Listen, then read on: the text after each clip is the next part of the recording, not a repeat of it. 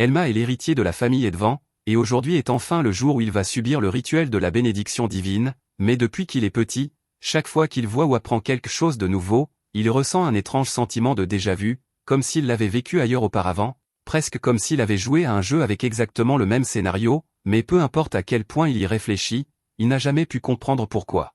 Alors qu'il s'apprête à commencer le rituel, son père remarque qu'il semble un peu nerveux, alors il lui dit de ne pas s'inquiéter et d'avoir simplement foi en le dieu de l'épée. Le prêtre commence alors à psalmodier l'incantation du rituel, et alors qu'Elma écoute les mots, l'étrange sentiment de déjà-vu devient soudainement plus fort que jamais. D'un seul coup, d'innombrables souvenirs commencent à affluer dans son esprit, et il réalise enfin que ce n'était jamais un déjà-vu. Dans sa vie antérieure, il était un homme ordinaire qui jouait de manière obsessionnelle à un jeu en ligne en réalité virtuelle appelé Magic World, et ce monde est exactement le même que celui de ce jeu. En réalisant cela, Elma peut à peine contenir son excitation, car il sait pratiquement tout ce qu'il y a à savoir sur les classes, les compétences, les monstres, les donjons, les quêtes cachées et les équipements puissants de ce monde. Avec toutes ces connaissances, il est certain que son avenir est garanti d'être rempli de bonheur et de succès, et plus que tout, il espère recevoir sa classe préférée, le chevalier lourd, qui était largement considérée comme la classe la plus déséquilibrée de tout le jeu. Elle avait un début difficile comparé à la plupart des classes, mais une fois entièrement développée, il y avait très peu de classes dans le jeu qui pouvaient espérer rivaliser avec elle. Une fois le rituel terminé, Elma vérifie rapidement son statut, et il est ravi de constater qu'il a vraiment reçu la classe chevalier lourd. Incapable de contenir son excitation, il se précipite immédiatement pour annoncer la bonne nouvelle à son père, mais au lieu de le féliciter, son père a l'air profondément outré et déçu. Elma est complètement choquée par sa réaction, et après y avoir réfléchi un instant, il réalise qu'il a accidentellement mélangé ses souvenirs du jeu avec le sens commun de ce monde. Dans le jeu, le chevalier lourd était l'une des classes les plus fortes, si le joueur savait comment la construire correctement, mais dans ce monde, les gens ne jugent les classes que sur leur capacité de départ. Les classes simples et puissantes sont louées dès le début, tandis que les classes techniques qui nécessitent des années d'entraînement avant de révéler leur véritable potentiel sont considérées comme des déchets sans valeur. Paniquant, Elma essaie de mentir sur la classe qu'il a reçue, mais son père attrape fermement son poignet et vérifie lui-même son statut. Au moment où il voit la classe chevalier lourd et ses statistiques de départ peu impressionnantes, son expression devient furieuse. Elma essaie à la hâte d'expliquer certaines des forces de la classe et son potentiel futur, mais son père refuse d'écouter. Sa main se serre autour du poignet d'Elma comme un étau avant de le frapper soudainement au visage. L'impact envoie Elma s'écraser sur le sol en pierre tandis que la douleur parcourt son corps. Son père dit froidement qu'il a gâché la bénédiction divine et qu'il est seulement soulagé que le rituel n'ait pas eu lieu en public, car cela aurait apporté un grand déshonneur à la famille Edvan. Avant que quoi que ce soit d'autre ne se produise, des bruits de pas résonnent soudainement dans le couloir alors que quelqu'un entre dans la pièce. Il s'avère que c'est Malice, la fille de la branche cadette de la famille Edvan, et Elma la reconnaît car, quand ils étaient enfants, elle et lui jouaient souvent ensemble, mais en grandissant, la différence de statut les a éloignés, et ils ne se sont pas parlé depuis 5 ans. Elma a immédiatement un mauvais pressentiment en la voyant, mais il ne peut rien faire d'autre que de rester là et regarder. Malice demande à subir la bénédiction divine elle aussi, et le prêtre hésite, car le rituel n'était préparé que pour Elma, mais le père d'Elma l'interrompt et lui ordonne de continuer. Une fois le rituel terminé, Malice vérifie son statut et découvre qu'elle a reçu la classe maître escrimeur, la classe la plus recherchée du royaume. Elle adresse à Elma un sourire suffisant, appréciant clairement le fait qu'elle ait reçu une classe considérée comme bien supérieure à la sienne, et le cœur d'Elma s'effondre, car la fille d'une branche cadette obtenant maître escrimeur alors que l'héritier principal n'a reçu que chevalier lourd est exactement le genre de chose qui humilierait son père et aggraverait son humeur. Cependant, il a sous-estimé la rapidité avec laquelle son père pouvait changer de cap, car au lieu de devenir encore plus en colère, son père commence à couvrir Malice d'éloges tout en ignorant complètement Elma, et avant peu, il annonce fièrement qu'à partir de ce jour, Malice deviendra sa fille et la nouvelle héritière de la famille Edvan. Entendre ces mots fait s'effondrer le cœur d'Elma, car si Malice devient la nouvelle héritière, qu'est-ce que cela signifie pour lui? Malice porte bien son nom ici, car elle continue de se moquer de lui, disant qu'elle a toujours cru qu'il n'avait pas ce qu'il fallait pour assumer le fardeau de devenir l'héritier de la famille Edvan. Elma reste là, complètement incrédule, tandis que son père le regarde froidement avant de décider officiellement de le bannir de la famille et de déclarer qu'il n'est plus son fils. Il le traite de déception et lui ordonne de quitter le manoir immédiatement, et Elma tente désespérément une dernière fois d'obtenir la reconnaissance de son père en promettant qu'il apportera un jour l'honneur à la famille, mais son père le coupe et lui dit que cette humiliation est exactement ce qu'il mérite. Il avertit Elma de ne plus jamais utiliser le nom de la famille Edvan, disant que s'il le fait jamais, il le fera exécuter personnellement. Elma reste là, complètement bouleversée, tandis que les nobles environnants se rangent silencieusement du côté de son père et le laissent complètement seul. Avant de suivre le père d'Elma, Malice lui adresse un dernier sourire moqueur. Plus tard dans la journée, Elma est jetée hors du manoir avec seulement une petite bourse contenant quelques pièces pour l'aider à survivre. Alors qu'il s'éloigne sous la pluie battante, Malice l'observe silencieusement depuis l'une des fenêtres du manoir, appréciant visiblement le fait qu'elle a volé la position d'Elma dans la famille. Quelque temps plus tard, Elma arrive à Rondon, une ville animée remplie d'aventuriers espérant se faire un nom. La situation d'Elma est plutôt mauvaise en ce moment, et alors qu'il séjourne dans une petite auberge, il passe son temps à ruminer la trahison, l'humiliation et la souffrance que son père lui a infligée, à cause d'une classe. Malgré tout, il ne perd jamais foi en la classe chevalier lourd, car il sait mieux que quiconque à quel point elle peut devenir surpuissante. Après s'être calmé, il commence à comparer le monde qui l'entoure avec ses souvenirs du jeu et réalise rapidement que, bien que les classes, les compétences et les monstres soient exactement les mêmes, une grande partie de l'histoire, de la géographie, et même des villes du monde sont complètement différentes. Comme il ne peut plus se fier entièrement à ses souvenirs, il décide qu'il devra rechercher soigneusement ce monde au cours de ses voyages. Avant tout, cependant, il veut tester ses capacités par lui-même, car il serait vraiment en difficulté si la classe chevalier lourd n'était pas la même que dans ses souvenirs du jeu, mais heureusement, après avoir vérifié son arbre de compétences, il est soulagé de découvrir qu'aucune des compétences de chevalier lourd n'a changé par rapport au jeu. Il y a 3 façons principales d'investir les 5 points de compétences reçus au début, et ce n'est pas une exagération de dire que cette décision peut faire ou défaire votre carrière. Il y a la voie de l'armure lourde, le booster de défense, et l'escrime débutant. La voie de l'armure lourde est considérée comme la plus faible de toutes les compétences de chevalier lourd dans ce monde en raison de ses applications limitées. Le booster de défense ne fait pas grand-chose à part augmenter les statistiques de défense de l'utilisateur, et l'escrime débutant permet simplement d'utiliser des compétences d'épée dès le début. La plupart des gens qui obtenaient la classe chevalier lourd choisissaient l'escrime débutant, et certes, cela a ses avantages, mais ayant déjà joué cette classe auparavant, Elma sait exactement quel arbre de compétences offre les meilleures récompenses à long terme. Il sait que presque personne ne s'en tient à la voie de l'armure lourde assez longtemps pour découvrir sa vraie valeur, et c'est exactement pourquoi si peu de gens réalisent à quel point elle devient énormément puissante. Alors, sans hésitation, il investit tous ses points de compétences disponibles dans la voie de l'armure lourde. Ce faisant, il ressent immédiatement les effets de l'arbre de compétences sur son corps, et il gagne également la compétence réflexion du rempart, qui est exactement ce dont il a besoin en ce moment. Il achète ensuite l'équipement dont il aura besoin pour commencer son voyage en tant que chevalier lourd et se dirige vers la forêt pour commencer son premier combat. Alors qu'il marche à travers le paysage paisible, les magnifiques environs parviennent à lui enlever l'esprit tout ce qui s'est passé avec son père, ne serait-ce que pour un petit moment, mais finalement, il tombe sur un monstre grenouille caché dans les arbres appelé un rana. La grenouille bondit sur lui, alors il active réflexion du rempart, et alors que la grenouille s'écrase contre son bouclier, elle est repoussée et tuée sur le coup. Réflexion du rempart permet à Elma d'infliger des dégâts égaux à sa défense à toutes les cibles qui frappent son bouclier, et bien que cela ne fonctionne pas sur tous les types d'ennemis, contre un adversaire faible, c'est une mort instantanée. Il récupère la pierre magique du cadavre de la grenouille, et bien qu'elle ne vaille pas grand-chose, il décide de la garder au cas où il en aurait besoin plus tard. Alors que le combat vient de se terminer, il entend soudainement quelqu'un crier à l'aide quelque part plus profondément dans la forêt. Alors, sans perdre de temps, il se précipite vers le bruit et trouve un aventurier entouré de monstres. L'homme est choqué qu'Elma vienne réellement l'aider et lui demande immédiatement s'il peut vraiment gérer autant de monstres, se demandant s'il est un aventurier célèbre malgré son jeune âge. Elma nie rapidement et révèle avec désinvolture que c'est en fait sa toute première fois qu'il monte de niveau. L'aventurier s'exclame immédiatement qu'il est sans espoir et dit qu'il est impossible qu'un débutant complet puisse vaincre autant de monstres. Cependant, Elma n'est pas dérangée par son avertissement, car il comprend déjà exactement comment ces monstres de départ se comportent. Réflexion du rempart n'est pas une compétence imbattable, mais tant que la défense de l'utilisateur est assez élevée, elle devient incroyablement puissante, à tel point que, même contre une horde de monstres comme celle-ci, Elma n'a rien à craindre. L'aventurier dit désespérément à Elma de s'enfuir, mais Elma active calmement réflexion du rempart une fois de plus, et alors que les grenouilles s'écrasent contre son bouclier les unes après les autres, l'aventurier reste choqué alors qu'elles meurent toutes l'une après l'autre. Il n'a jamais vu quelqu'un vaincre autant de rana tout seul, alors il demande à Elma qui il est.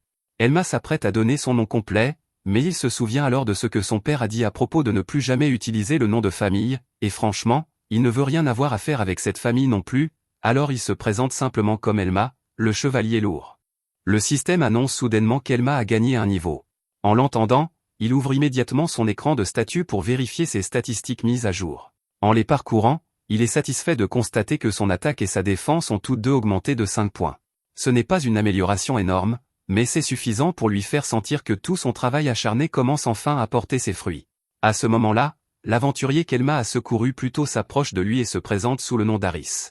Harris explique qu'il vient d'un petit village reculé et qu'il a quitté sa maison pour poursuivre son rêve de devenir aventurier. Cependant, Elma n'a aucun intérêt à entendre sa triste histoire. Avant qu'Harris ne puisse continuer, Elma se contente de se retourner et de commencer à s'éloigner. Malgré cela, Harris le suit et continue d'essayer de le remercier de lui avoir sauvé la vie. Elma lui dit de ne pas s'en faire parce qu'il ne l'a pas aidé en attendant quelque chose en retour. La seule chose qu'il demande, c'est la permission de garder les pierres magiques laissées par les monstres qu'ils ont vaincus. Harris n'a aucun problème avec cela et accepte immédiatement, disant qu'elles appartiennent de toute façon à Elma. Alors qu'il continue de marcher, Harris suggère qu'il devrait former un groupe une fois de retour en ville. Il suppose qu'Elma a probablement eu du mal parce que la classe de chevalier lourd a une si mauvaise réputation parmi les aventuriers. La plupart des gens la voient comme une classe faible et inutile, donc ils évitent généralement de recruter des chevaliers lourds dans leur groupe. Harris essaie de l'encourager en disant qu'une fois que tout le monde verra ce dont Elma est capable, les gens changeront rapidement d'avis. Il croit qu'Elma n'aura aucun mal à trouver un groupe s'il donne simplement aux autres la chance de voir ses véritables capacités. Malgré l'offre, Elma refuse sans hésitation. Au fond de lui, il sait qu'Harris n'a pas tort. La classe de chevalier lourd donne le meilleur d'elle-même lorsqu'elle combat aux côtés de coéquipiers parce que son but principal est de protéger les alliés et d'absorber les attaques ennemies. Cependant, il y a un problème majeur avec cette approche, s'il rejoint un groupe, il devra partager les points d'expérience qu'il gagne avec tous les autres. Comme il veut monter de niveau aussi rapidement que possible, partager l'expérience ne ferait que ralentir sa progression. Elma a déjà pris sa décision. Il est déterminé à prouver qu'un chevalier lourd peut devenir l'une des classes les plus fortes sans dépendre de personne d'autre. À cause de cet objectif, il sait qu'il ne peut pas se permettre de perdre du temps ou de ralentir sa croissance. Alors que les deux continuent de se diriger vers la ville, Harris n'arrête pas de parler pendant tout le trajet. Il répète sans cesse à Elma qu'il n'atteindra jamais un haut niveau s'il passe tout son temps à chasser seul de faibles monstres Rana. Selon Harris, il n'y a pas d'avenir à farmer éternellement des monstres de bas niveau. Pendant qu'Harris continue de parler, Elma s'arrête soudainement net. Une étrange sensation le submerge, lui faisant réaliser que quelque chose les observe en secret. Il se retourne lentement et scrute attentivement les alentours, essayant de comprendre d'où vient cette présence.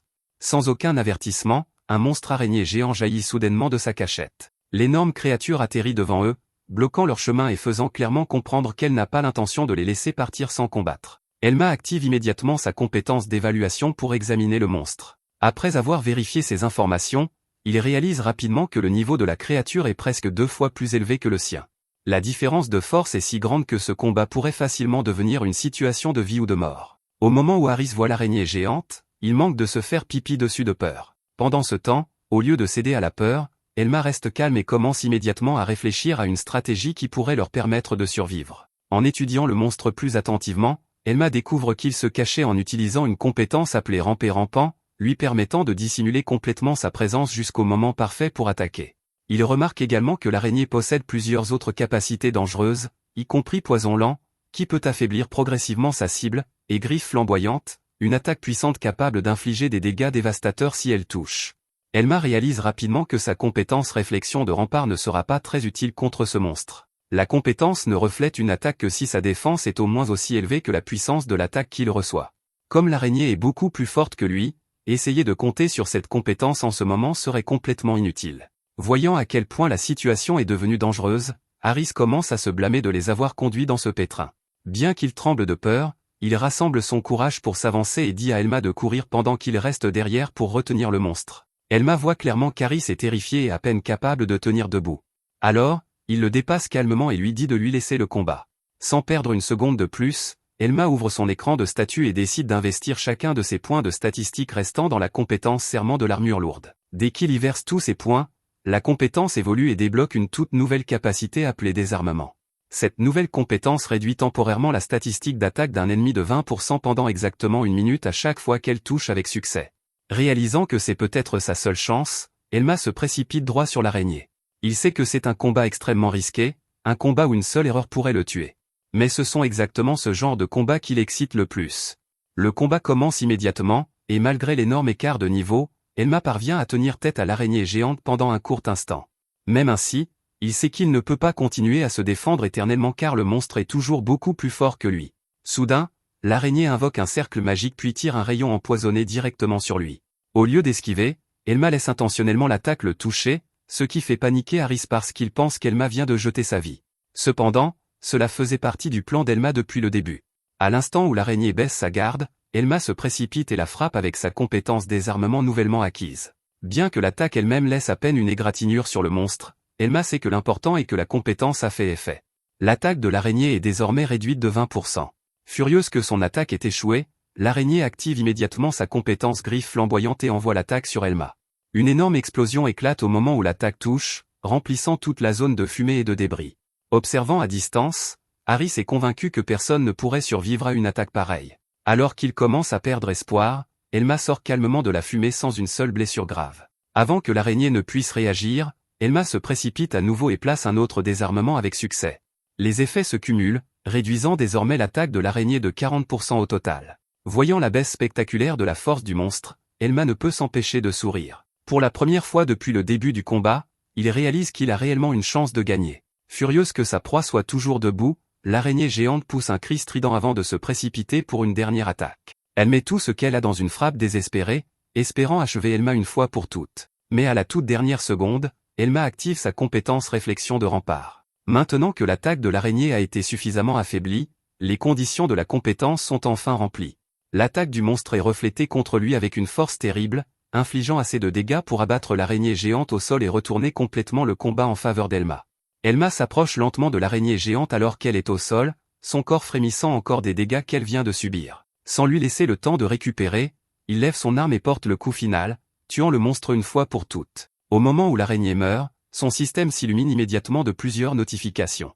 Il annonce qu'Elma a atteint avec succès le niveau 12, gagné 4 points de compétences supplémentaires et débloqué plusieurs nouvelles compétences en récompense de sa montée de niveau. Avant même qu'Elma ait le temps de digérer tout cela, Harris court vers lui, complètement incrédule. Il n'arrive pas à croire qu'Elma ait réellement vaincu un monstre qui faisait près de 2 fois son niveau tout seul. Voir tout cela de ses propres yeux change complètement l'opinion d'Harris. Il réalise enfin qu'Elma n'a probablement pas besoin d'un groupe après tout et qu'il est plus que capable de devenir plus fort par lui-même. Malheureusement, le combat n'est pas complètement terminé pour Elma. Le poison de l'attaque antérieure de l'araignée commence enfin à faire effet, affaiblissant son corps à chaque seconde qui passe. Voyant son état, Harris fait tout ce qu'il peut pour le soutenir et le raccompagne en toute sécurité à la ville avant que le poison ne s'aggrave. Une fois enfin arrivé, les deux se séparent et Elma se dirige directement chez lui pour se reposer après un combat si épuisant. Sa sieste est loin d'être paisible, car il est encore hanté par les cauchemars du jour où il a été banni du palais royal. Le lendemain matin, Elma se rend à la guilde des aventuriers pour s'y enregistrer officiellement en tant qu'aventurier. Au moment où il franchit les portes principales, presque tout le monde à l'intérieur tourne son attention vers lui. Au début, ils sont impressionnés par l'allure imposante et intimidante de son armure. Cependant, dès qu'Elma révèle que sa classe est chevalier lourd, leurs avis changent immédiatement. Ils commencent à le mépriser, qualifiant sa classe d'inutile et le rejetant sans lui donner une chance de prouver sa valeur. Contrairement aux autres, la réceptionniste traite Elma avec respect. Elle enregistre calmement son inscription, reconnaît sa classe sans le juger et approuve sa carte de guilde. Elma est sincèrement heureux car, malgré l'avis de tous, il est enfin devenu un aventurier officiel. Cependant, il apprend rapidement qu'il commencera au rang le plus bas, le rang F. Grâce à ses connaissances du jeu, il sait que les aventuriers en dessous du rang E n'ont pas le droit de participer à des expéditions de donjons à moins qu'il n'y ait au moins un aventurier de rang E dans le groupe. En plus de cela, son rang actuel limite également le nombre de points de compétence qu'il peut investir dans sa compétence serment de l'armure lourde. Après avoir entendu tout cela, Elma réalise qu'atteindre le rang E aussi rapidement que possible est devenu l'une de ses plus hautes priorités. Espérant accélérer sa progression, Elma demande s'il existe des groupes recherchant de nouveaux membres. Essayant de ne pas le décourager, la réceptionniste explique poliment que les groupes ont généralement très peu de demandes pour les classes défensives comme les chevaliers lourds, donc il faudra peut-être du temps avant que quelqu'un l'accepte. Même si elle essaie d'adoucir l'explication, la raison réelle est évidente, la plupart des aventuriers méprisent simplement les chevaliers lourds de bas niveau et refusent de croire qu'ils peuvent apporter une contribution utile. L'ambiance à l'intérieur de la guilde change complètement lorsqu'Elma dépose un gros tas de pierres magiques sur le comptoir et demande à les échanger contre des récompenses. Tout le monde à proximité se tourne immédiatement pour regarder, incapable de croire ce qu'ils voient. Ils se mettent à chuchoter entre eux, convaincus qu'il est impossible qu'un chevalier lourd de niveau 12 ait pu collecter autant de noyaux de monstres. Honnêtement, certains l'accusent même de tricherie parce qu'ils trouvent cela tout simplement incroyable. Ignorant leurs accusations, Elma demande avec excitation à la réceptionniste s'il existe actuellement des quêtes de promotion disponibles qui pourraient l'aider à monter de rang plus rapidement. Elle lui dit timidement qu'il y a effectivement quelques quêtes qu'il peut entreprendre s'il est intéressé. Plus tard dans la nuit, la scène se déplace dans un cimetière sombre où plusieurs aventuriers expérimentés se sont rassemblés. Ils sont tous là parce qu'ils ont l'intention de participer à une quête de raid spéciale qui a attiré beaucoup d'attention. Alors que tout le monde se prépare pour la mission, l'homme qui dirige le groupe prend soudainement Elma à part après avoir appris qu'il n'est qu'un chevalier lourd de niveau 12. Le méprisant, il dit à Elma qu'un raid dangereux comme celui-ci n'est pas une place pour un rookie inexpérimenté. Il refuse également de croire les rumeurs selon lesquelles Elma aurait vaincu l'araignée géante par lui-même. Convaincu qu'Elma a menti pour se donner l'air plus fort qu'il ne l'est réellement, l'homme déclare qu'il va lui donner une leçon pour avoir répandu de fausses histoires. Elma est dans un cimetière avec un groupe d'aventuriers quand l'un d'eux prend soudainement la parole et annonce qu'il a entendu dire qu'un clown avait rejoint la quête de raid. Gotham dit immédiatement à tout le monde que le clown est Elma, et il le prévient qu'il y a beaucoup de débutants comme lui qui sous-estiment les guildes et les monstres. Gotham souligne le fait qu'Elma aurait soi-disant tué un Arandip au niveau 12 et qualifie toute cette histoire de mensonge. Il dit à Elma que l'aventure n'est pas si facile et lui promet de lui donner une leçon. Elma pense que toute cette situation est nulle parce qu'il ne peut pas se permettre de rater cette quête de raid, puisque les quêtes de raid sont une occasion rare d'obtenir une promotion. Alors plutôt que de se disputer, il décide de dire à Gotham qu'il se réjouit de travailler avec lui. Gotham admet qu'il n'aime pas Elma, mais dit qu'il l'accepte pour l'instant. Sans perdre plus de temps, Gotham dit à Ti de commencer à fouiller la zone. Ti dégaine son épée, la fait tournoyer plusieurs fois et active une compétence appelée Recherche. Recherche est une compétence de détection rare qui permet à l'utilisateur de sentir les créatures à proximité, et elle est particulièrement rare chez les aventuriers de bas niveau. Au bout de quelques instants, Ti rapporte qu'il y a une horde d'environ 30 monstres à proximité. Gotham le félicite pour son bon travail, et Ti saisit immédiatement l'occasion pour se vanter de la qualité exceptionnelle de sa compétence. Il dit même qu'il espère que Gotham le récompensera par une promotion au rang A après le raid d'aujourd'hui. Ti tourne alors son attention vers Elma et lui dit que son comportement étrange à la guilde a suscité toutes sortes de rumeurs. Il dit que cela aurait été impressionnant si ne serait-ce que la moitié de ces rumeurs étaient vraies, mais malheureusement, Elma a hérité d'une classe défectueuse. Ti explique fièrement qu'il est un mage rouge, une classe avec de grandes capacités physiques qui peut également apprendre la magie offensive, les sorts de soins et une grande variété de magie de soutien. Elma le remercie pour son inquiétude mais répond calmement qu'il est parfaitement satisfait de sa propre classe et n'a aucune plainte à son sujet. Ti lui dit simplement de ne pas ralentir le reste de l'équipe avant de s'éloigner. Elma le regarde partir et pense en lui-même que la classe de chevalier lourd est simplement plus difficile à comprendre. À première vue, elle ne semble pas aussi spectaculaire que d'autres classes, et dans le jeu, les chevaliers lourds étaient souvent négligés parce qu'ils se concentraient sur la défense et le positionnement plutôt que sur les dégâts massifs. Cependant, ce monde n'est plus le jeu. Naturellement, la plupart des gens se tournent vers des classes plus faciles à utiliser et qui donnent des résultats immédiats, donc très peu de gens prennent la peine de maîtriser les classes plus techniques. Peu après, Gotham rassemble tout le monde pour expliquer le plan. Selon le rapport de la guilde, la horde de morts-vivants qu'il s'apprête à affronter est menée par une tête de ghoul. Comme il est un aventurier de randée, Gotham décide qu'il combattra seul la tête de ghoul, tandis que les autres resteront à distance et s'occuperont des morts-vivants plus faibles. L'un des débutants demande nerveusement si Gotham les protégera si les choses deviennent dangereuses, mais Gotham répond froidement qu'il n'a pas l'intention de protéger quiconque se retrouvera pris dans son combat. Sa réponse choque presque tous les présents. La plupart d'entre eux avaient supposé qu'il pourrait simplement se tenir derrière un aventurier de haut rang et gagner facilement une promotion, pour découvrir que Gotham n'a aucun intérêt à les babysitter. La tête de ghoul est autour du niveau 30. Bien qu'elle ne possède aucune compétence de combat offensive, elle peut utiliser Haleine d'Hadès, une compétence qui transforme les cadavres à proximité en zombies de bas niveau. Dans des circonstances normales, le raid devrait tout de même réussir car ils ont Gotham, un aventurier de randée de niveau 40. Si tout se déroule comme prévu, la victoire devrait être garantie. Malheureusement, le groupe est rempli d'aventuriers inexpérimentés qui s'attendaient à ce que le raid soit facile, tandis que leur chef n'a pas l'intention de s'occuper d'eux. Elma estime que les chances de survie de tout le monde sont d'environ 80%. Cela peut sembler un taux de réussite confortable dans un jeu, mais ce n'est plus un jeu. Dans ce monde, la mort n'est pas juste un revers temporaire. Si quelqu'un meurt ici, il n'y a pas de réapparition. Incapable d'ignorer plus longtemps le problème, Elma s'approche de Gotham et lui suggère poliment de donner à l'équipe des instructions plus précises. Gotham lui demande de répéter, clairement irrité. Elma explique que le rapport de la guilde n'est peut-être pas complètement exact, et que s'ils attendent qu'un imprévu se produise, il sera déjà trop tard pour réagir. Gotham devient visiblement agacé et demande si Elma pense sérieusement avoir le droit de lui donner des ordres. Elma secoue immédiatement la tête et dit non. Il explique qu'il est simplement anxieux parce que lui et les autres sont des aventuriers de bas niveau avec très peu d'expérience. S'inclinant respectueusement, il dit à Gotham que, bien que ce soit un travail routinier pour un vétéran comme lui, le reste de l'équipe apprécierait grandement des instructions plus détaillées. Gotham accepte à contre-cœur, disant que, bien qu'il ne soit le babysitter de personne, il expliquera les choses un peu plus clairement.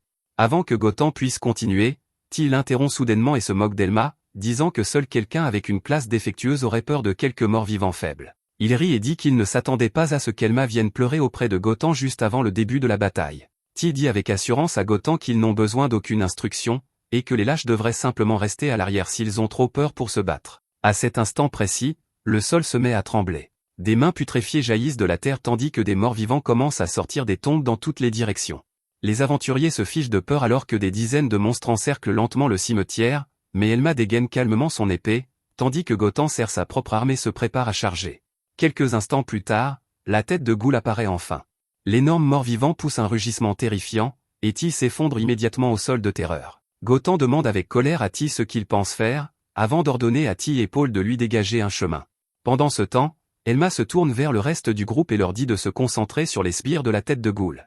Les aventuriers le regardent avec incrédulité et lui demandent s'il s'attend sérieusement à ce qu'il charge toute une horde de morts-vivants. Il pensait que Gotham les éliminerait lui-même pendant qu'il regardait en sécurité. Comme Gotham est totalement concentré sur le boss, Elma comprend enfin pourquoi tout le monde hésite. Aucun d'entre eux n'a jamais combattu une horde de monstres auparavant, leur peur est donc tout à fait compréhensible. Au lieu de les forcer à charger imprudemment, Elma leur dit de se diviser en équipes de 3, parce que, tant qu'ils se protègent mutuellement le dos, les morts-vivants ne pourront pas les encercler.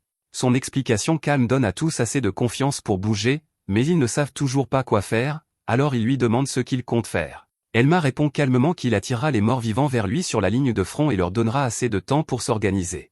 Les autres protestent immédiatement, disant que, bien qu'ils semblent expérimentés pour faire face aux hordes, essayer de les retenir seuls est bien trop dangereux.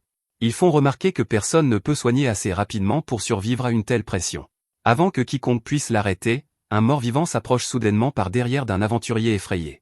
Elma se précipite instantanément et active Parade, utilisant son bouclier pour dévier parfaitement l'attaque du monstre avant de créer une ouverture d'un seul mouvement. Deux autres morts-vivants se précipitent immédiatement sur le groupe, mais Elma les intercepte également, parant chaque attaque avant de désarmer les deux monstres en succession rapide. Alors que d'autres morts-vivants commencent à affluer vers eux, Elma active Réflexion de rempart, retournant les attaques des monstres contre eux tout en maintenant la ligne de front sans effort. Les aventuriers restent sans voix après l'avoir vu éliminer plusieurs morts-vivants en seulement quelques instants. Elma leur dit calmement de ne pas s'inquiéter, car attirer de grands groupes d'ennemis est exactement ce qu'un chevalier lourd est censé faire. Il rappelle également à tous que, si quelque chose d'imprévu se produit, ils doivent immédiatement avertir les autres au lieu d'essayer de gérer la situation seuls. Alors qu'il regarde Elma contrôler sans effort la majeure partie du champ de bataille par lui-même, plusieurs d'entre eux commencent à se demander s'il est vraiment juste un chevalier lourd ordinaire. Une notification apparaît soudainement devant Elma, lui indiquant qu'il a atteint le niveau 16, et Elma sourit en lui-même car Parade s'avère encore plus efficace qu'il ne l'avait prévu. Combattre un grand nombre d'ennemis de ce niveau est un moyen incroyablement efficace de gagner de l'expérience, et après avoir rapidement vérifié son statut, il voit que ses statistiques augmentent régulièrement. Pendant ce temps, le reste du groupe commence à travailler ensemble bien plus efficacement, se soutenant mutuellement exactement comme Elma l'a indiqué. Certains se demandent tranquillement s'il ne devrait pas simplement rester derrière lui, puisqu'il est, de loin, la personne la plus fiable sur le champ de bataille, bien que plusieurs admettent qu'il commence à leur faire plus peur que les morts-vivants eux-mêmes. Alors que la bataille continue, quelques aventuriers demandent à Elma s'ils devraient aider Gotham à combattre la tête de Ghoul, mais Elma leur dit immédiatement de rester en arrière car le boss est bien au-dessus de leur niveau. Gotham devrait être capable de le vaincre seul. À ce moment, la tête de Ghoul bondit soudainement vers Gotham et balance l'une de ses griffes massives. Gotham dévie l'attaque mais est repoussé par l'impact, et la tête de Ghoul enchaîne immédiatement avec un autre coup, mais Gotham contre avec un tranchant puissant qui envoie le monstre s'écraser dans un bâtiment voisin. Avant qu'il ne puisse se remettre, il se précipite et porte un autre coup dévastateur au visage, le projetant à travers une pierre tombale. Gotham marque une brève pause pour reprendre son souffle, mais à sa grande frustration, la tête de Ghoul se redresse lentement et pousse un autre rugissement terrifiant. Furieux, Gotham lui crie de rester au sol, enfin. Plusieurs morts-vivants s'accrochent soudainement à son corps, le forçant à les secouer avant de crier à Ti et Paul d'attirer d'autres morts-vivants loin de lui. Ti recule instinctivement de peur, ce qui pousse Gotham à les traiter de lâches et à menacer de leur retirer leur promotion. Ti répond nerveusement qu'ils comprennent, mais que s'ils s'approchent trop de la tête de Ghoul, ils pourraient facilement être pris dans la bataille et mourir. Ils insistent sur le fait qu'ils ne peuvent le soutenir que sur les côtés. La tête de Ghoul tente soudainement une autre embuscade en bondissant vers Gotham, mais Gotham l'esquive de justesse avant d'activer Brise-Rocher, fracassant le monstre avec une force énorme et infligeant des dégâts massifs. On dirait que le coup de grâce est enfin à portée, mais d'innombrables morts-vivants continuent de lui barrer la route. Cependant, à ce moment-là, quelque chose d'étrange se produit. Au lieu de continuer le combat, La tête de Ghoul commence à attraper les morts-vivants à proximité et à les enfourner dans sa bouche. Elma reconnaît immédiatement la compétence comme consommation de cadavres, et c'est une capacité extrêmement rare qui permet à une tête de Ghoul de récupérer de la santé en dévorant des cadavres et des morts-vivants. Cependant, Elma remarque rapidement quelque chose d'inhabituel. Le monstre consomme bien plus de corps qu'il ne le devrait juste pour restaurer sa santé. Alors qu'il regarde d'autres morts-vivants disparaître dans sa bouche, il réalise soudain ce qui se passe. La tête de Ghoul ne guérit pas, elle est en train d'évoluer. Elma crie immédiatement à Gotan de s'arrêter et de s'éloigner du monstre, mais il est déjà trop tard. Le corps de la tête de Ghoul mute violemment sous les yeux de tous, son mana atteignant un tout autre niveau. Sa taille augmente considérablement, son apparence devient bien plus grotesque, et son niveau s'envole jusqu'à 40 alors qu'elle évolue en tête folle. Le groupe est terrifié à la vue de la tête de Ghoul évoluer. L'évolution existentielle est un événement rare qui ne se produit que lorsque certaines conditions sont remplies, et elle fait principalement référence aux monstres qui éveillent des capacités latentes et se transforment en une autre espèce pour échapper à des situations délicates. Même dans le jeu Magic World, les conditions exactes de l'évolution existentielle n'étaient pas clairement énoncées, mais Elma ne peut que dire qu'ils ont eu de la malchance. La tête de Ghoul commence à charger un rayon vert dans sa bouche, et Elma avertit Gotan de ne pas se tenir devant, mais Gotan ne réagit pas à temps et est aspergé par le rayon. Cela inflige un effet de stupéfaction, le laissant vulnérable aux attaques du monstre, et Elma dit à Ti et Paul de distraire la tête de Ghoul pour qu'elle ne tue pas Gotan, mais il lui demande ce qu'il attend de contre une tête de Ghoul évoluée. Elle les tuerait immédiatement s'ils essayaient ne serait-ce que de l'attaquer avec de la magie, mais Elma s'en moque et leur dit que si Gotan meurt, ils mourront tous parce qu'aucun d'eux n'est assez fort pour affronter le monstre. Ils ont besoin d'une voie vers la victoire, et Gotan est la seule personne dont le niveau est suffisamment proche de celui des monstres, mais avant qu'Elma puisse dire quoi que ce soit d'autre, le monstre frappe Gotan à l'abdomen, lui faisant vomir du sang et l'envoyant voler à plusieurs mètres à travers le cimetière. Cela lui inflige également une paralysie, le laissant inconscient. Paul et Ti se cachent derrière une pierre tombale, terrifiés par ce qui vient d'arriver à Gotan, et le monstre s'approche de lui de manière menaçante et arme son poing pour l'achever, mais Elma se précipite à pleine vitesse pour se mettre devant Gotan et par le coup de poing que la tête de Ghoul lui lance, bien que l'impact le repousse quand même. Elma leur dit qu'il va attirer l'attention de la tête de Ghoul et que Ti devrait lancer guérison et guérison de paralysie sur Gotan, mais Ti lui dit qu'il a guérison mais pas guérison de paralysie parce qu'il a dépensé ses points de compétence pour augmenter son attaque. Elma se demande quel genre de build à moitié finissait, car dans le jeu Magic World, la plupart des gens auraient opté pour un build axé sur la guérison. Il dit à Ti d'emmener Gotan dans un endroit sûr et de le soigner pendant qu'il distrait le monstre, et Ti accepte et emporte précipitamment Gotan. Le monstre commence à s'impatienter et s'approche lentement d'Elma.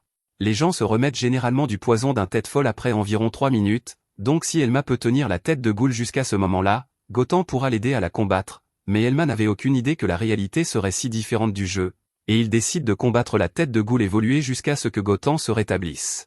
Le groupe d'aventuriers pense qu'un aventurier de rang F ne peut pas combattre un tel monstre, mais l'un d'eux ne fait pas assez confiance à Elma pour vaincre un monstre de niveau 40 alors qu'il n'est que niveau 16, alors il décide de prendre la fuite avant qu'il ne devienne le prochain repas de la tête de Ghoul, et un autre aventurier lui dit de les attendre.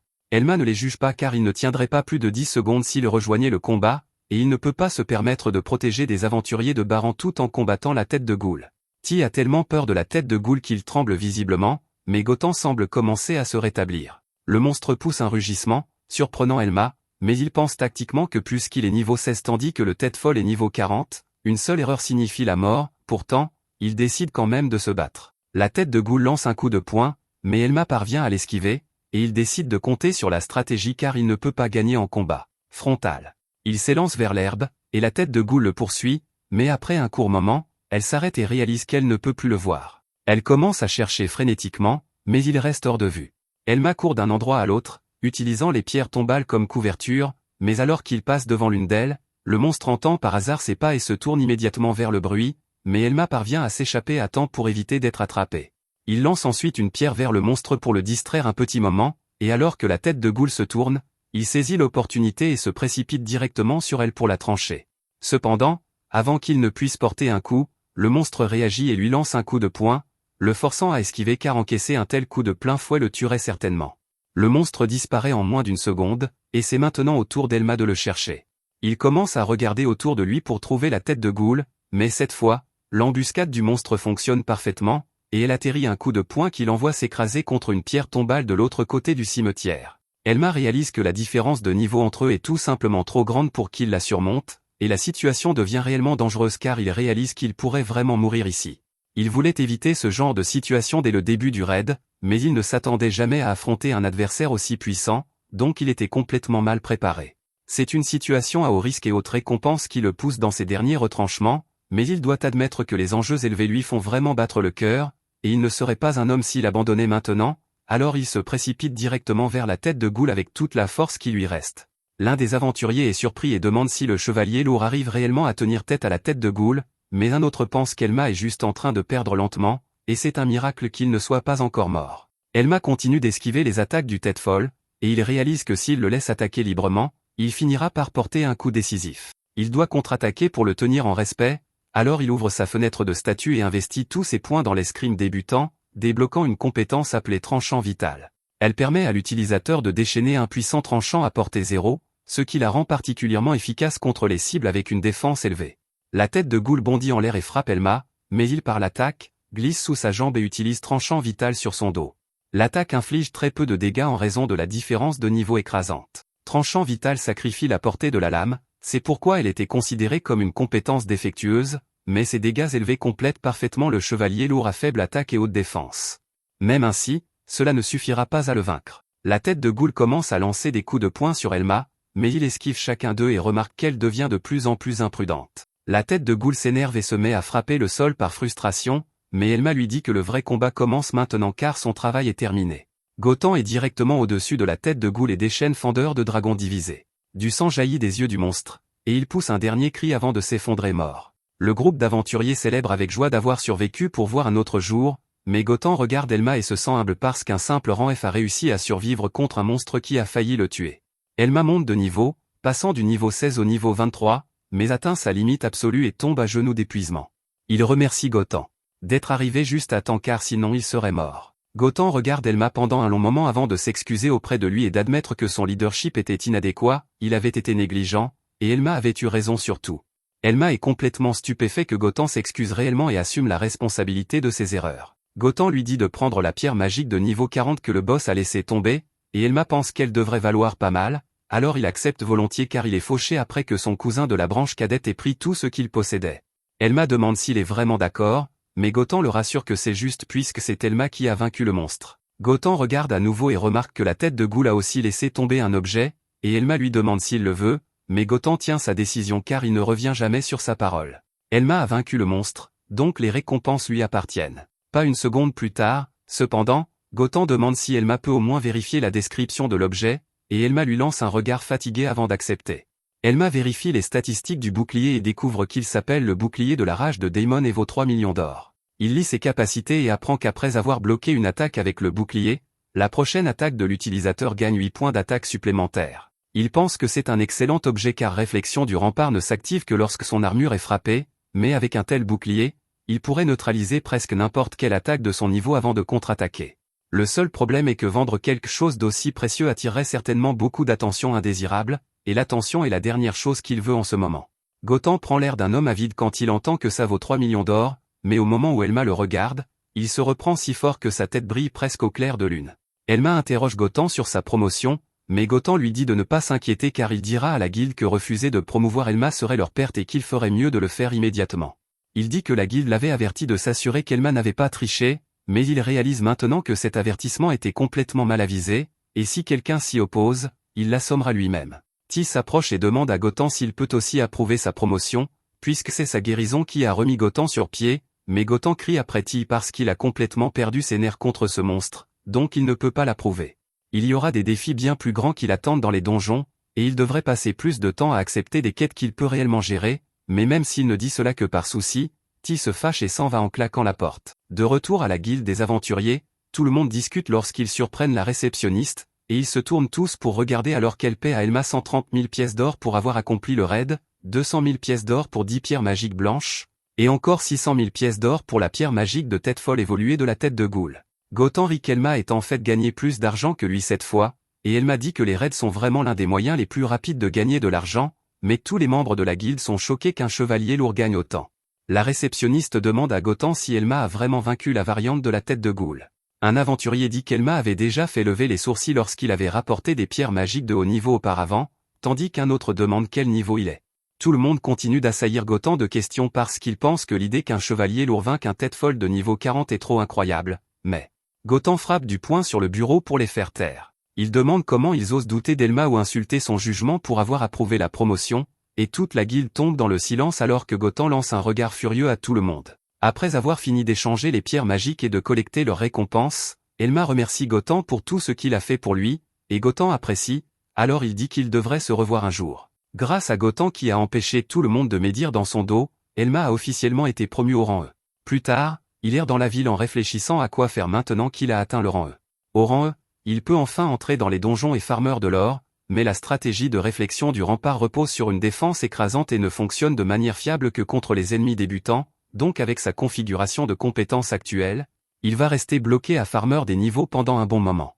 Il décide qu'il devrait commencer à chercher un livre de compétences pour déterminer sa voie future. Celui qu'il veut est le livre de compétences Croc d'insanité ardente. Les livres de compétences sont nécessaires pour débloquer les arbres de compétences, mais ils sont incroyablement rares, donc les chances d'en trouver un sont minces. Néanmoins, chercher ne coûte rien. Serment d'armure et Croc d'insanité ardente sont deux arbres de compétences qui se complètent et achèvent la classe de chevalier lourd. Un chevalier lourd accompli n'est plus simplement un spécialiste de la défense, mais le qualifier de spécialiste de l'attaque ne serait pas non plus exact, il devient une arme humaine. Croc d'insanité ardente est la clé pour libérer le véritable potentiel du chevalier lourd. Les livres de compétences sont les objets requis pour débloquer les arbres de compétences, et ils sont incroyablement rares, donc Elma sait qu'il n'en trouvera pas tout de suite. Comme obtenir un livre par des moyens normaux n'est pas réaliste, il décide de se contenter de la meilleure option suivante et commence quand même à en chercher un, car cela ne lui coûte rien de chercher. Lorsque le serment de l'armure lourde et le croc de la folie brûlante sont combinés, ils complètent la classe de chevalier lourd et la rendent complètement surpuissante. Le chevalier lourd complet n'est plus seulement un spécialiste de la défense, mais même le qualifier de spécialiste offensif n'est pas tout à fait juste, c'est essentiellement une arme humaine capable d'anéantir des armées entières à elle seule. Le croc de la folie brûlante est l'arbre de compétences essentiel pour débloquer tout le potentiel du chevalier lourd. Alors que tout le monde profite de sa vie dans la ville paisible et joyeuse, Elma traverse les rues à la recherche d'une boutique d'alchimiste. Tout en marchant, il ne peut s'empêcher de penser à quel point le croc de la folie brûlante est essentiel pour la classe de chevalier lourd, et il pense que ce serait incroyable s'il en trouvait un par hasard dans cette ville. Après avoir trouvé la boutique d'alchimiste, il jette un coup d'œil aux potions et demande au marchand 3 potions de soins, mais elle lui dit qu'elles coûteront 72 000 pièces d'or. Elma ressent la douleur dans son âme et dans son portefeuille lorsqu'il entend le prix et dit qu'elles sont beaucoup plus chères que dans le jeu, mais il n'y a pas d'alternative, et il en a vraiment besoin, alors il paie. Avant de partir, Elma demande au marchand où il peut acheter des livres de compétences, car il n'en a trouvé dans aucun des autres magasins qu'il a visités.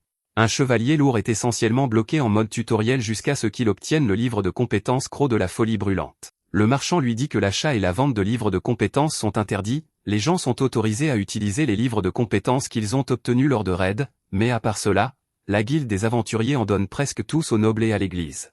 Elma est choquée d'apprendre cela, car les livres de compétences sont des butins incroyablement rares, et on suppose généralement qu'il faut les acheter, puisqu'il n'y a aucune garantie qu'un monstre laissera tomber exactement celui dont vous avez besoin. Il avait déjà le sentiment que les nobles détenaient plus de pouvoir dans ce monde que dans le jeu, mais il n'avait jamais imaginé que ce soit à ce point. En réfléchissant davantage, il conclut que c'est probablement sa propre famille qui accapare et collectionne tous les livres de compétences à Rondon. Le marchand regarde autour d'elle nerveusement avant de dire à Elma qu'elle n'est pas censée dire quoi que ce soit, mais qu'elle fera une exception puisqu'il a acheté les potions de soins. Elle lui tend une carte et lui dit de se rendre à l'endroit marqué. Lorsqu'Elma demande ce que c'est, elle explique qu'il s'agit d'une boutique traitant des biens de récupération. Les récupérateurs sont des personnes qui pillent les cadavres d'aventuriers morts dans l'espoir de trouver des objets de valeur. Elma demande si ces objets ne sont pas censés être signalés à la guilde des aventuriers, mais le marchand explique que la guilde et les récupérateurs ont un accord tacite. La guilde sait que les boutiques clandestines existent, mais ferme les yeux parce que certains aventuriers ne survivraient jamais sans la récupération, et même si elle sévissait, la plupart des objets récupérés finiraient entre les mains de nobles avides plutôt que dans celles des familles des défunts.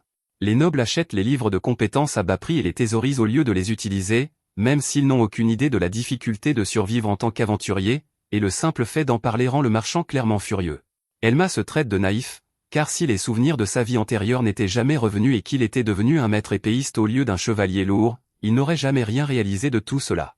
Le marchand rappelle à Elma de ne parler de la boutique à personne, et il accepte. Alors qu'il se ferait un chemin à travers la ville, il se glisse dans une ruelle et finit par trouver l'endroit.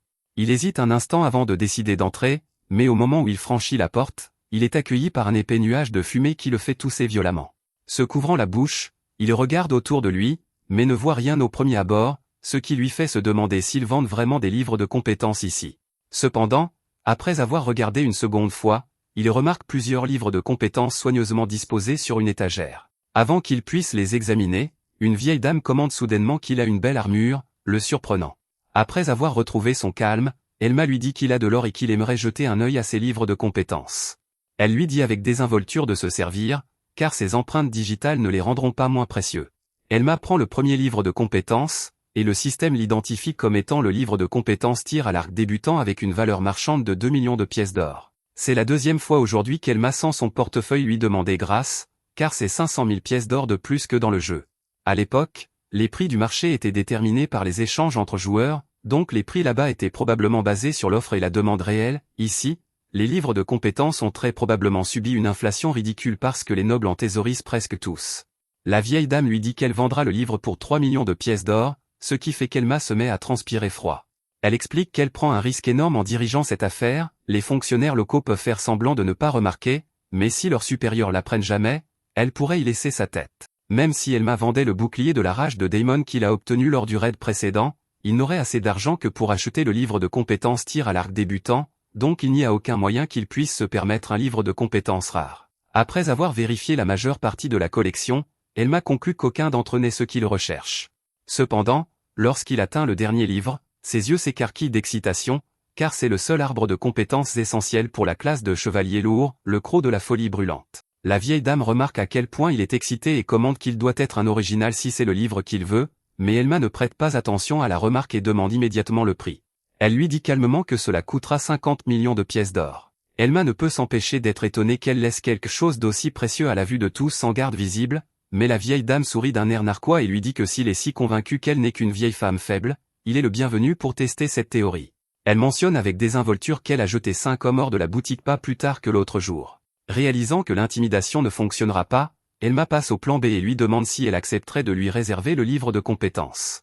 Elle demande ce qu'elle gagnerait à l'aider, mais après réflexion, elle décide qu'il ne lui déplaît pas et accepte de le garder pour 5 millions de pièces d'or supplémentaires. Elma pense qu'elle mène une négociation serrée, mais il n'a pas beaucoup de choix. S'il veut ce livre de compétences, il devra trouver un moyen de faire fortune le plus rapidement possible. Après être sorti, Elma s'assoit sur une caisse à proximité et réfléchit à la façon dont le sens de la richesse est complètement déformé chez les aventuriers de haut niveau et les marchands avec qui il traite. Le croc de la folie brûlante n'est qu'un arbre de compétences rares, et les seules personnes qui le veulent vraiment sont les chevaliers lourds et les accros du combat ayant une envie de mourir. Si cela vaut déjà 50 millions de pièces d'or, alors les livres de compétences vraiment puissants doivent coûter un montant absolument absurde.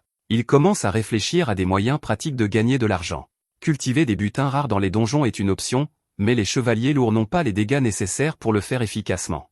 Il envisage d'écraser des monstres faibles avec réflexion du rempart, mais cela prendrait beaucoup trop de temps. Il pense même à investir dans l'escrime débutant ou à essayer de trouver des livres de compétences amitié pour pouvoir construire un autre arbre de compétences en attendant, mais cela ne vaut pas la peine de gaspiller des points de compétences sur des capacités qu'il abandonnera dès qu'il obtiendra le croc de la folie brûlante. Les chevaliers lourds ne sont pas exactement populaires, mais après sa performance lors du raid précédent, son nom s'est probablement un peu répandu. Faire équipe avec d'autres aventuriers lui offrirait beaucoup plus d'options, et lorsqu'il se souvient de tous les alliés qu'il avait dans sa vie antérieure, il décide qu'il est enfin temps de former un autre groupe. Juste à ce moment-là, il entend une dispute à proximité. La fille aux cheveux bleus insiste sur le fait qu'ils n'ont terminé le raid que grâce à ses compétences, mais le reste du groupe l'ignore complètement. L'épéiste lui dit qu'ils n'ont obtenu le butin rare que parce qu'ils ont déjà vidé ce donjon d'innombrables fois, donc il n'est pas convaincu que ses capacités y soient pour quelque chose. La fille acquiesce maladroitement, mais dit que s'ils continuent à faire plus de raids, ils finiront par remarquer la différence que ses compétences font. L'épéiste se retourne et demande si elle s'attend sérieusement à une part des bénéfices alors qu'elle est si faible. La fille tente désespérément de se défendre en disant qu'elle risque quand même sa vie sur la ligne de front, mais il lui fait immédiatement remarquer qu'elle n'a pas de compétences d'attaque valables et qu'elle se contente surtout de rester là à encaisser les dégâts. Selon lui, c'est exactement pour cela qu'elle est inutile. La fille grimace visiblement en entendant ces mots, mais il continue quand même, lui disant sans détour qu'elle ne contribue en rien au groupe. Tremblante, elle rassemble enfin assez de courage pour lui rappeler qu'elle n'a fini avec cette construction que parce qu'elle a suivi ses conseils lors de l'attribution de ses points de compétence. Elle lui demande s'il ne trouve pas cruel de dire tout cela alors qu'ils viennent de gagner une fortune ensemble. L'épéiste répond que réduire les bénéfices de tout le monde pour quelqu'un qui a été inutile pendant tout le raid est le vrai problème. De plus, il ne lui a donné que des conseils, c'est elle qui a réellement choisi de dépenser ses points de compétence de cette façon, alors maintenant elle le blâme et exige de l'argent bien qu'elle n'ait rien contribué.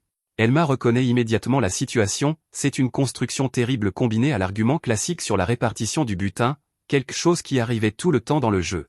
Vous investissez vos points de compétence autour de votre groupe actuel, mais une fois que vos circonstances changent, toutes ces décisions deviennent soudainement sans valeur. L'épéiste jette grossièrement une petite bourse de pièces par terre et lui dit qu'il y a 100 000 pièces d'or à l'intérieur, alors elle devrait la ramasser et être reconnaissante. Il dit qu'ils l'ont gardée malgré sa faiblesse et son manque de compétences offensives décentes, mais maintenant elle montre son vrai visage pour ce qui n'est que de la petite monnaie.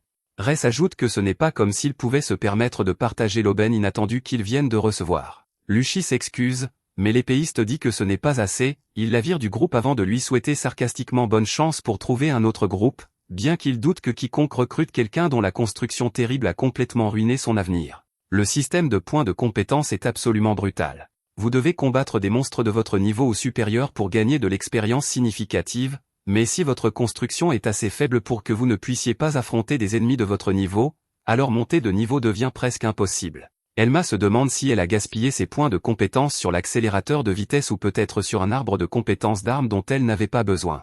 Puisqu'elle est une péro, elle a peut-être investi dans un arbre de soutien à la place.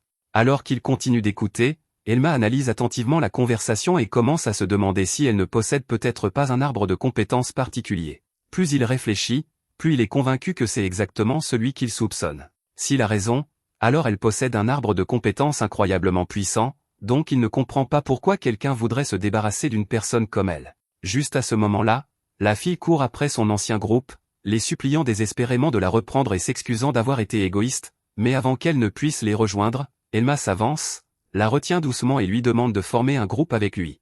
Tout le monde reste stupéfait en entendant qu'il veut la recruter.